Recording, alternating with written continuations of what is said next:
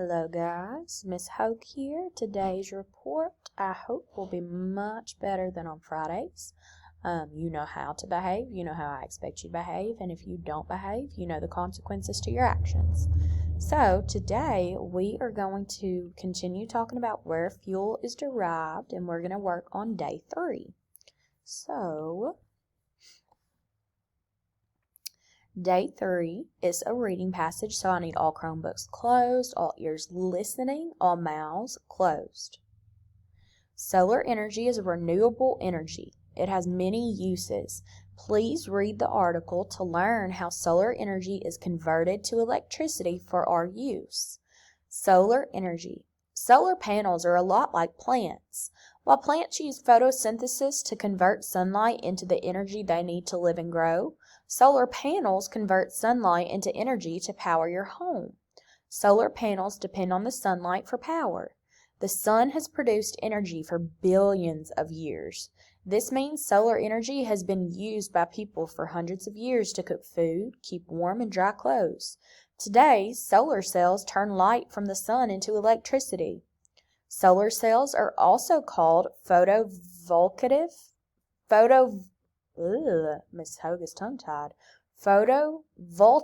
cells. Photo is Latin for light, and voltaic means electricity. Each solar panel is made up of many connected solar cells. These cells are made of a few layers of materials. There are 2 layers of silicon, the second most abundant element in the Earth's crust, that are sandwiched between conductive material. One side of the silicon sandwich has extra electrons, making it negatively charged, and the other has extra holes for electrons to move into, making it positively charged. When sunlight hits the silicon, the energy from the sun knocks electrons in the negatively charged side of the silicon, creating an electric current. This current flows from your solar cells to your solar panels. They convert it to electricity to power your home. Once electrons are through doing their job, they return to their original spots in the silicon. Nothing gets worn out or used up. This endless loop makes it so solar panels can make electricity for years.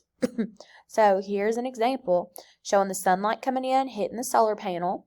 The solar panel is made of glass, an anti-reflective coating, and a semiconductor.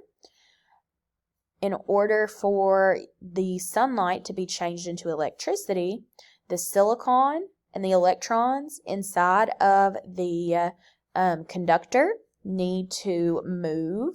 And so once they move, they create an electric current, which creates our electricity.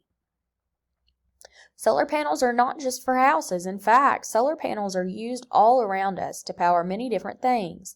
Solar panels can be put on food trucks, cars, like this car right here, boats, buildings, and space satellites. There are even planes that run on solar power. I would be kind of scared to be up in the air and rely on having enough solar power to get me to where I needed to go.